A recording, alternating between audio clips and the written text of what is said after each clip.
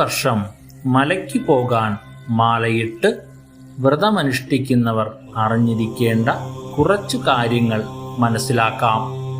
എല്ലാവർക്കും നമസ്കാരം. എൻ്റെ പേര് ശബരിനാഥ്. നിങ്ങൾ ഇപ്പോൾ കണ്ടുകൊണ്ടിരിക്കുന്നത് എൻ്റെ പുതിയ ചാനലായ ശാസ്ത്രീയ വിശ്വാസ ആചാരങ്ങൾ, പഴകിയ പുതിയ അറിവുകൾ.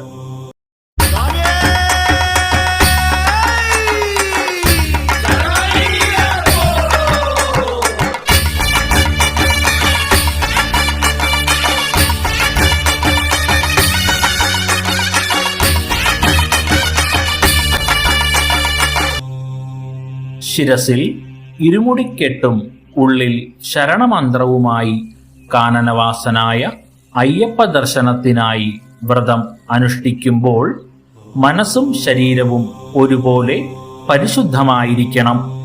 മറ്റുള്ള വ്രതാനുഷ്ഠാനങ്ങളിൽ നിന്നും തികച്ചും വിഭിന്നമാണ് 41 ദിവസം നീണ്ടു നിൽക്കുന്ന മണ്ഡലകാലവ്രതം അഥവാ വൃശ്ചികവ്രതം. ശാസ്താപ്രീതികരമായ പ്രധാന വ്രതമാണ് ഇത്.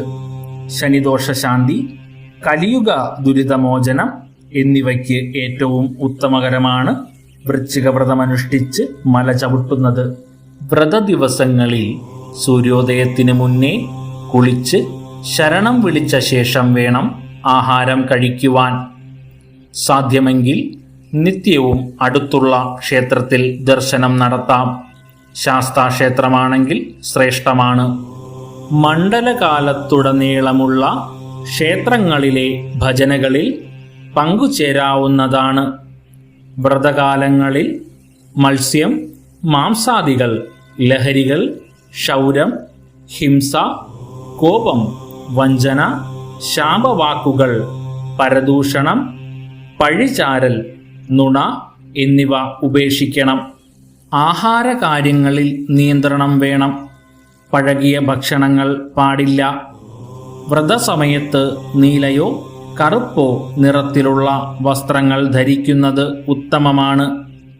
നിത്യവും കുറഞ്ഞത് 10 പ്രാവശ്യം എങ്കിലും ശാസ്താപ്രീതികരമായ മന്ത്രങ്ങൾ ജപിക്കണം. ഓം ഭൂതനാഥ സദാനന്ദ സർവഭൂതദയാപര രക്ഷ രക്ഷ മഹാബാഹോ ശാസ്ത്രേ തുഭ്യം നമോ നമഃ. ഈ മന്ത്രം ചൊല്ലുന്നത് വളരെ ശ്രേഷ്ഠകരമാണ്. കെട്ടുനിറ അഥവാ കെട്ടുമുറുക്ക് എന്ന ചടങ്ങോടെയാണ് കാനനവാസനെ ദർശിക്കുവാൻ പുറപ്പെടുക. വീട്ടിൽ വെച്ചോ ക്ഷേത്രത്തിൽ വെച്ചോ കെട്ടുമുറുക്ക് നടത്താം. ഗുരുസ്വാമിയുടെ നേതൃത്വത്തിൽ വേണം കെട്ടുനിറച്ച് ചടങ്ങുകൾ നടത്താൻ. ഇരുമുടിക്കെട്ട് താങ്ങിയ ശേഷം ഗണപതി ഭഗവാന് തേങ്ങ അടിച്ച് വേണം യാത്ര തിരിക്കാൻ.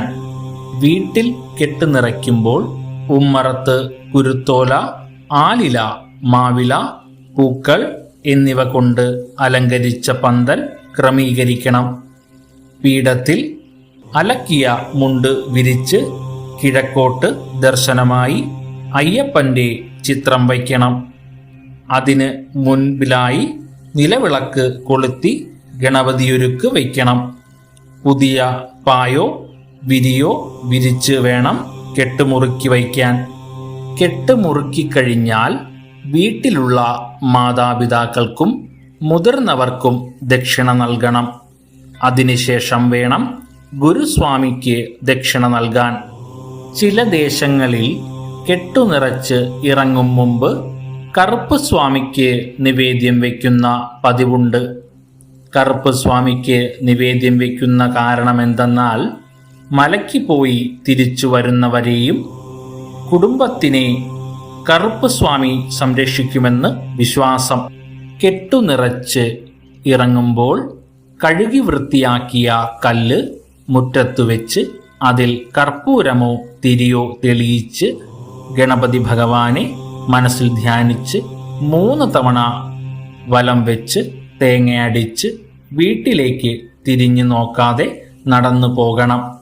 ഈ ചടങ്ങുകളിൽ ചില ദേശാചാരങ്ങൾ അനുസരിച്ച് ചെറിയ വ്യത്യാസങ്ങൾ വന്നേക്കാം. മല ചവിട്ടുന്ന എല്ലാ ഭക്തജനങ്ങൾക്കും സ്വാമിയുടെ അനുഗ്രഹമുണ്ടാകട്ടെ എന്ന് പ്രാർത്ഥിക്കുന്നു. സ്വാമിയേ ശരണമയ്യപ്പ. എല്ലാവർക്കും സർവ്വ ഐശ്വര്യങ്ങളും നേർന്നുകൊണ്ട് ഈ ചെറിയ ചാനൽ ആദ്യമായിട്ടാണ് കാണുന്നതെങ്കിൽ വീഡിയോ ഇഷ്ടമായാൽ ലൈക്ക് ചെയ്യുക, ഷെയർ ചെയ്യുക, സബ്സ്ക്രൈബ് ചെയ്യുക.